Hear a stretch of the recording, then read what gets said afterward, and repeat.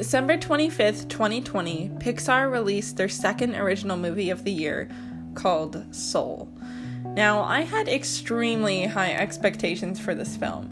It was coming from the director of Inside Out, Pete Docter, and let me tell you, Inside Out is one of my favorite films of all time. So going into this movie, I was not expecting to have the same feelings I did when I saw Inside Out. This movie was an experience, to say the least. It was nice because I didn't know much of the plot and I had seen minimal marketing for this film, so I was going in with very little information. The result? This movie was fresh. It was fresh in a way that I haven't experienced during a film in a really long time. For most recent blockbusters and Disney films, the plot and theme I can usually always guess fairly quickly into the movie.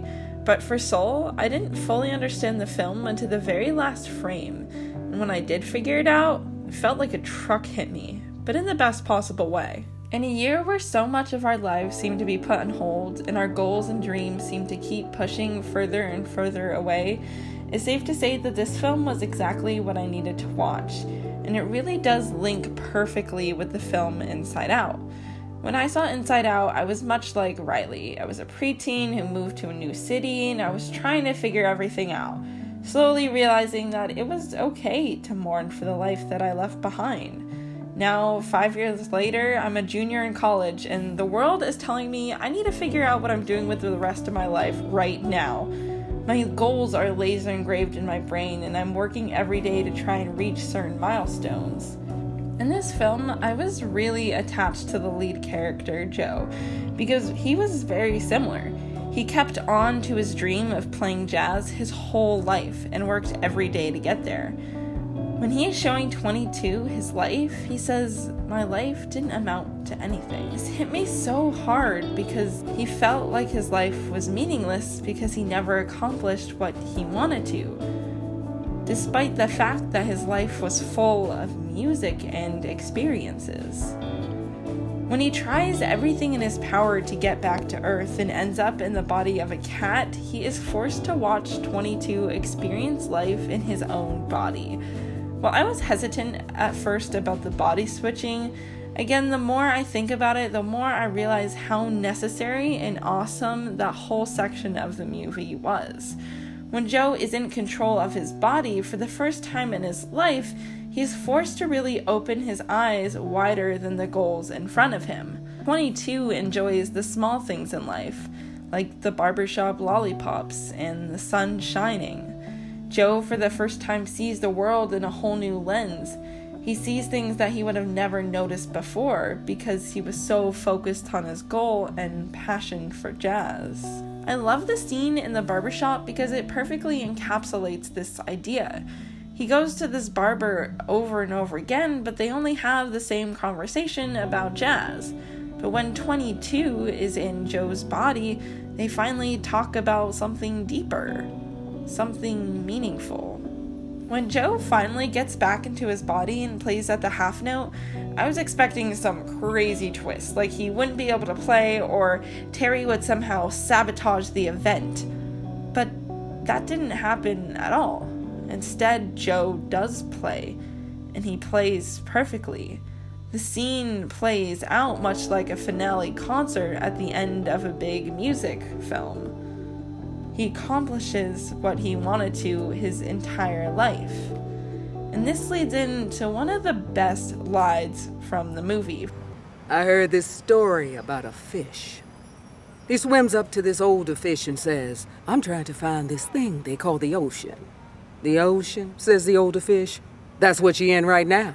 "This," says the young fish, "this is water.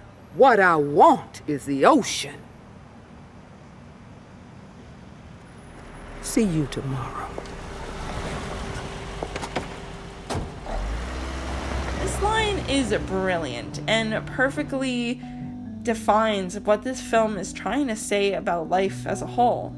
So many of us are living in the world looking for the ocean, looking for something better, something bigger, something that will fulfill our true wants, desires, and give us purpose. But the older fish realizes that the ocean, the thing we are looking for, is already around us.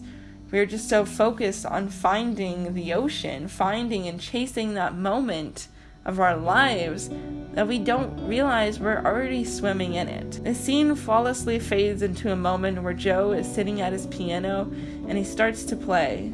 He's inspired by all the random objects and moments that he shared with 22. It showcases little moments and the beauty of things simply existing. It is here that we get a real sense of what the film is trying to tell us.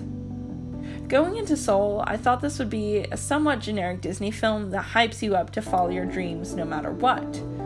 If you think about my favorite Disney film, Moana, one of the main lines of the movie that I always quote is, "I am Moana of Motunui, you will board my boat, sail across the sea to restore the heart of Te Fiti." That film is about Moana discovering herself. It's about her goals and her purpose in life to be an explorer. Similar to that, I thought this film would dive into what gives you purpose. The funny thing is if this was a Disney princess film, the film would have ended when Joe played his gig at the half note. He would have stood up for himself, played the gig, and then fade to black and credits. But no, this is a Pixar film, so instead of getting an inspiring movie that tells you to keep pushing forward towards your goals, no matter the strife, we get a movie that tells us we don't have to have a purpose for living. We simply have to live. This message was so powerful for me because in a time in my life where it feels like every decision I make is important and dictates the kind of life and the kind of goals that I'm going to meet, it reminded me that while it's nice to have a spark for life and a passion in doing something, your goals, careers, ambitions, and passions don't have to define who you are. There's so much social pressure in our society to be something, whether that's a doctor, a creator, a father, or a mother. And 22 in the film perfectly resembles all of us. Sometimes we can feel so overwhelmed by having to fit one of these molds, by having to become something. 22 feels unworthy of life because she hasn't found her purpose. But in the end, she doesn't need one to still live a life. So many times I hear people say, I need to wait to do this before I have my life figured out. I need to wait to do this until I get a house, or until I finish school, or until I get this raise at my job. But this film really does remind us that these arbitrary milestones don't really mean anything in the end. It's a reminder that the true goal in life is to simply exist.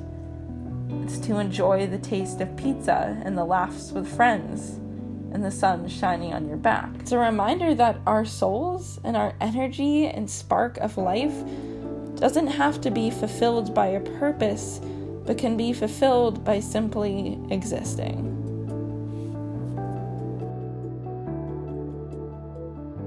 Thank you guys so much for watching this video. I honestly have so much I want to say about this film. So I'll probably do a few videos talking about different aspects of the film. I definitely want to talk more about 22's story and character arc and the visual design of The Great Before and The Great Beyond. But for now, let me know what your favorite moment from Soul was, or what your favorite moment from any Pixar movie is. And make sure you leave a like, and if you want more videos talking about movies and Pixar and Disney and all that other fun stuff, subscribe so I can catch you guys next time. Again, I hope everyone had a safe and wonderful holiday. Thank you guys so much for watching, and remember, adventure starts with you. See you guys next time.